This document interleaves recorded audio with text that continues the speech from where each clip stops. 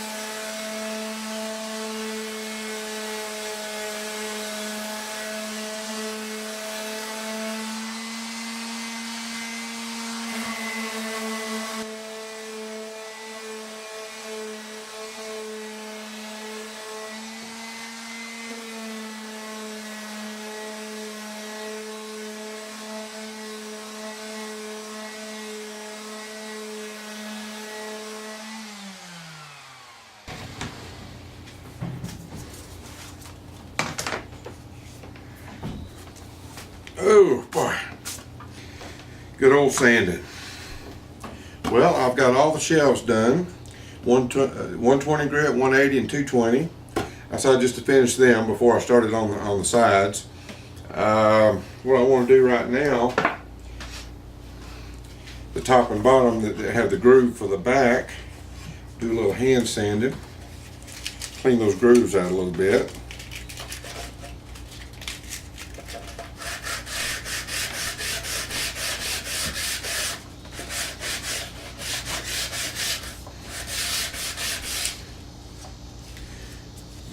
Or 120, they will be filled with the back anyway, but just got to sand it anyway. Then I want to kiss all the edges with a little 220, just lightly.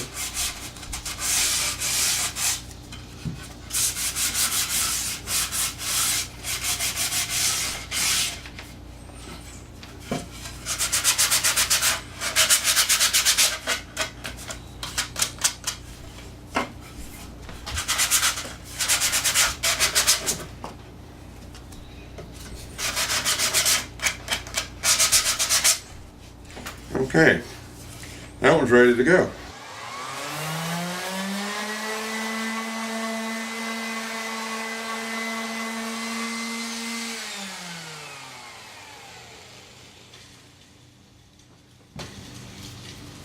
Ooh. Oh, that's enough of that for the day. Well, I've sanded the sides of the cabinet on the insides, the 120, 180, and 220. I did 120 grit on the outsides of the sides. Like I said, I've got to plug them and flush cut them, and I'll have to resand anyway. But I do that way. I'll have all the inside sanded. I'm going to come back now with the hand sanding again, and hit my groove here that's going to hit the back, and then touch up some of the dados just a little bit. and we're going to be ready to put this thing together.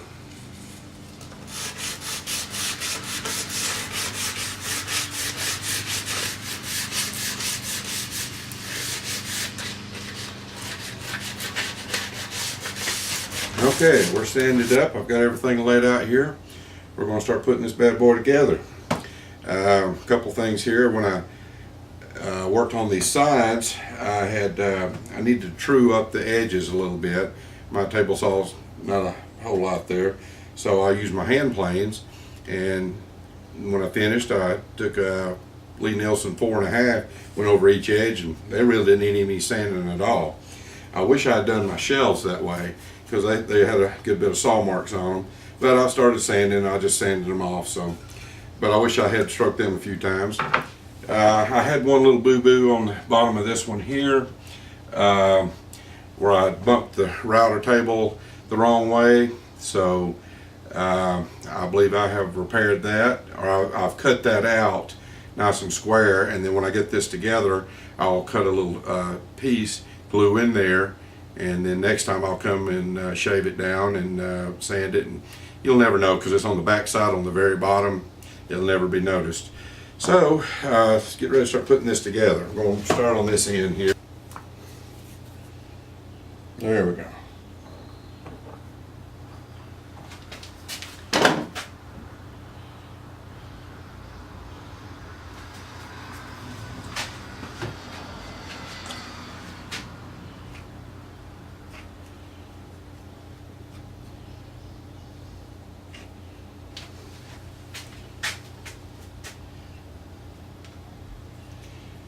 Get the dado and the sides real well. I'm not going to put any on the ends of the boards, the shelves themselves. I think I got plenty in there.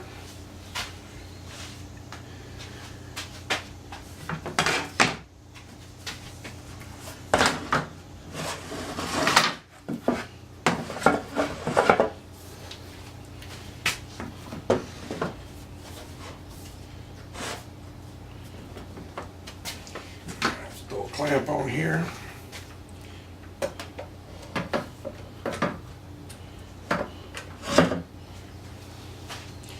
I'm going to throw a shelf in the middle temporarily.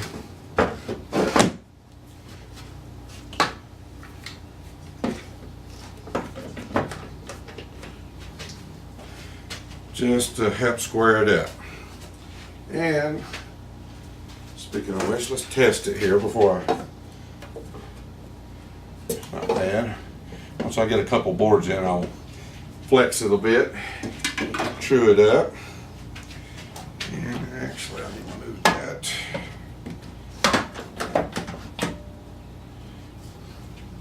I don't just flush with the top here.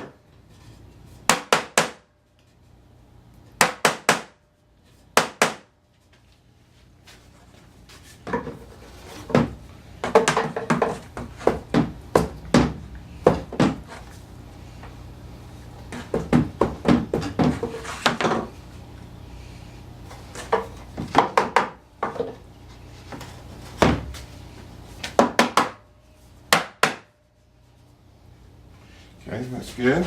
I'll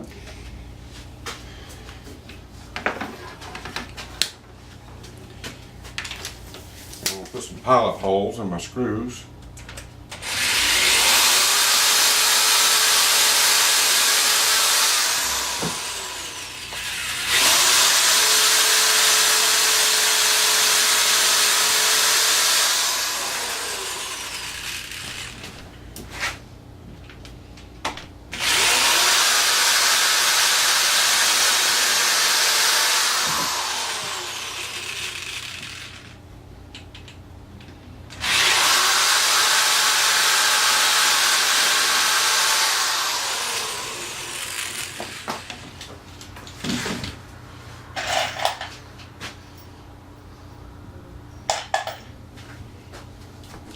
Alright, drive some screws in there.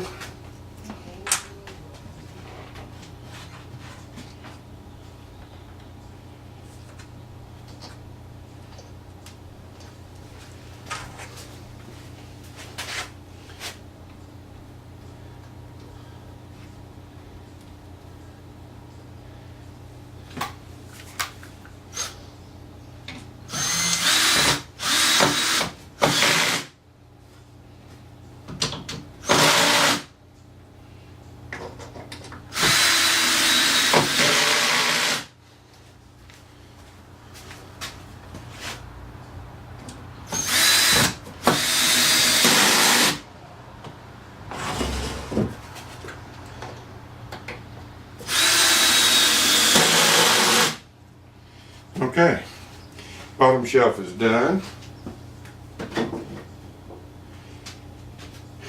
Just clamp off now. Use it up here. Let's go to the other end. And we'll do the same thing for the top shelf.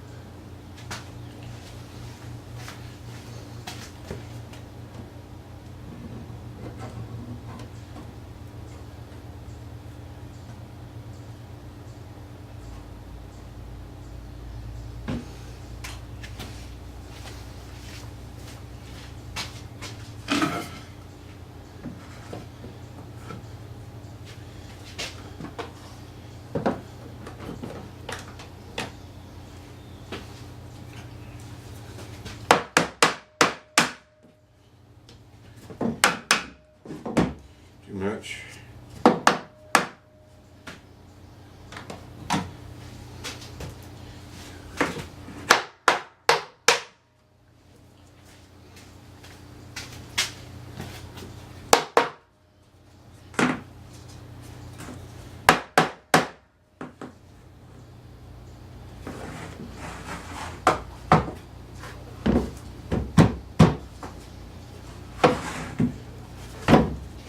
Okay, pilot holes.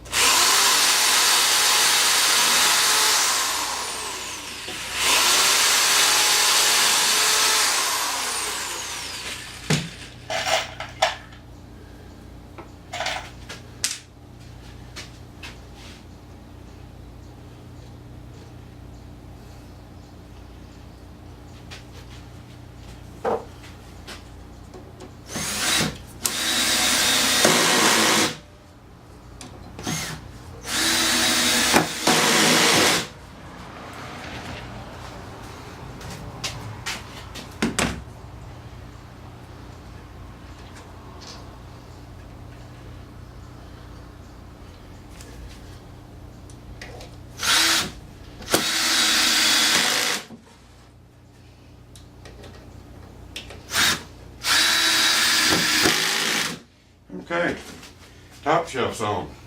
I have the sides of the tops protruding just a little bit. Cut a little bit too deep with the top dados. That'll be okay. After it's all set and dry, I will come back and flush those up a bit. And let's take that off. That off. Let's check my square again. That's good. It's off a hair. That's good. Okay. That looks pretty good. The top and the bottom shelves were the same exact width as the sides, so I wanted to see the tops, make sure they were good and flush. Actually, I want them all flush, but I believe from now on, doing the rest of the shelves, I will turn this thing over.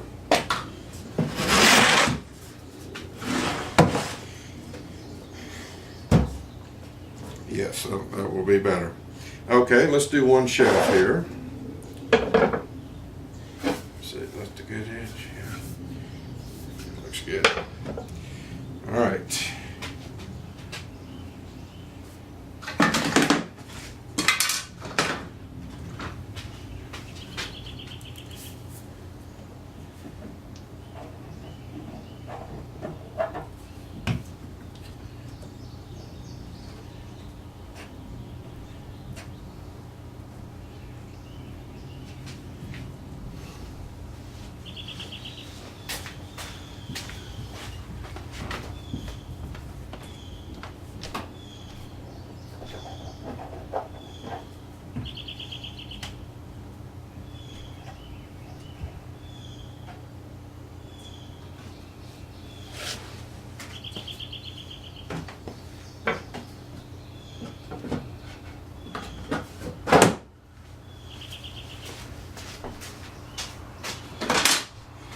Let's put a clamp on there for the heck of it.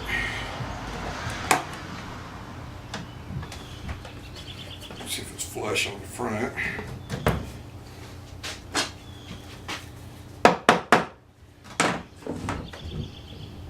That's good. Try this side. Oop, too far.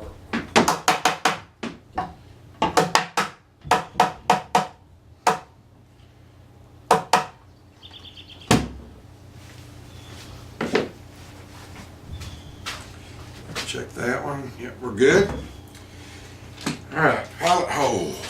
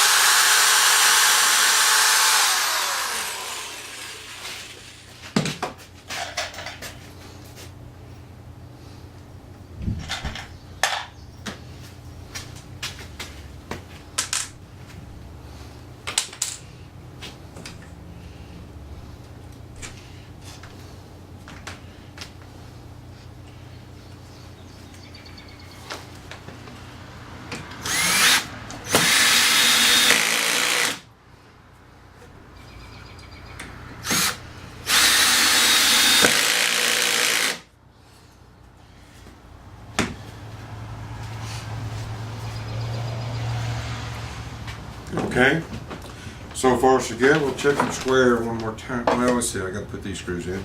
We're looking good, we're looking good.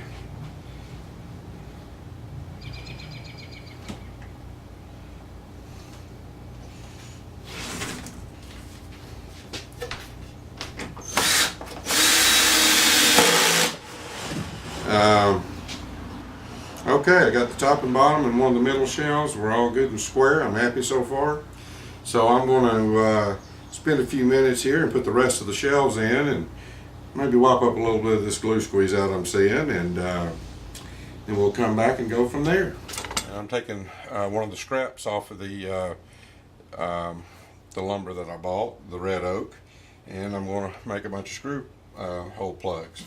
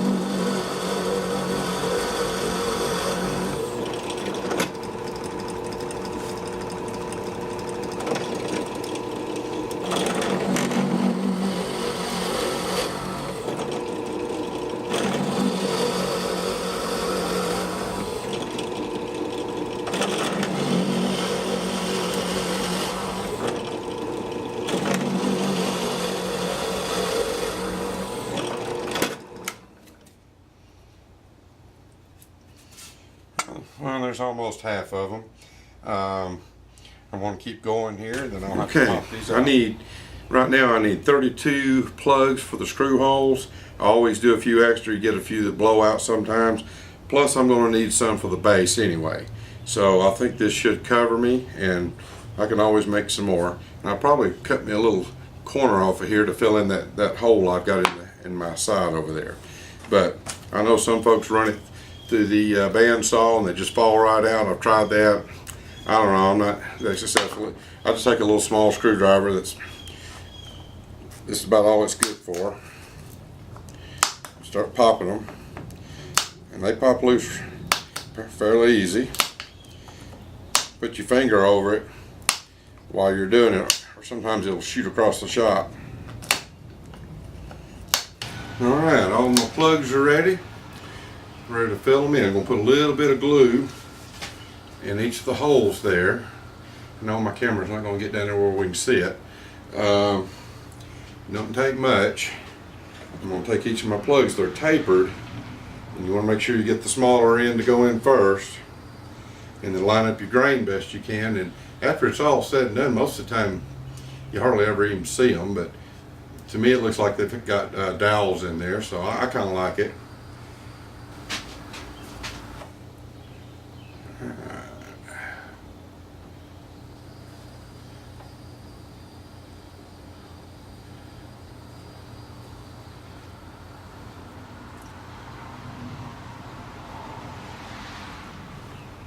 Do about 6 at a time or so when it's up like this.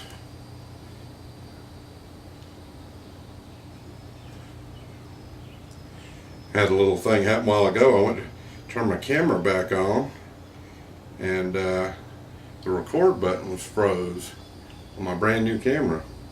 And while I was gluing up the shelves a while ago, I had a good finger full of glue, and when I hit the record button to turn it off, I had glued it down. So I had to clean off the glue from my camera. Get in there.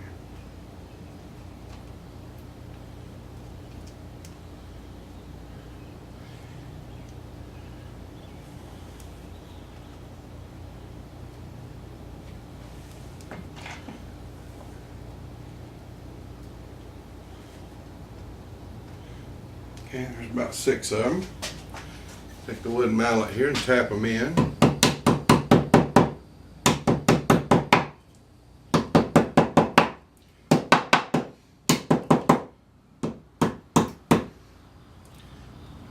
Sometimes they'll mushroom a little bit. That's okay. They fill in the hole real good. I got to tell you all about a YouTube site I found. One day I was looking up different sharpening techniques. Run across this one, how to sharpen a pencil. And I'm like, why do I need to see a video on how to sharpen a pencil? And you turn it on there and you see a close-up of a old hand crank pencil sharpener. And this guy telling how to put it in and sharpen it. And I just laughed. To me it was hilarious. And so I realized he had a lot of videos, and I started looking at them, and his name is Shop Dog Sam. So you go to YouTube and search Shop Dog Sam. You will see some wonderful videos. He mostly does rebuilds of old hit and miss engines and old Maytag washing machine engines, gasoline engines. I had no idea they made gasoline engines. But I guess back for folks in the old days when didn't have electricity, it's got a gasoline engine, you kickstart it like a motorcycle.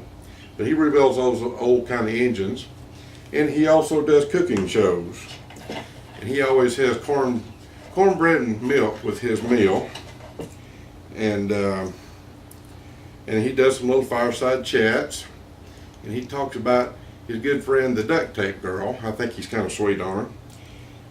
But you want some good homespun humor, learn a little knowledge, and redneck logic, as Shop Dog Sam likes to call it. Yeah, and some interesting cooking skills.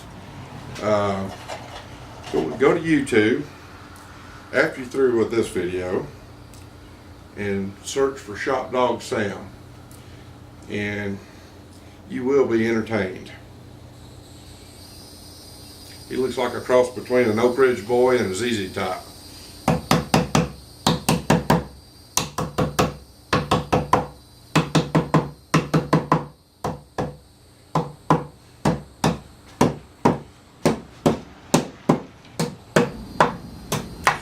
Well, I think that's enough for today.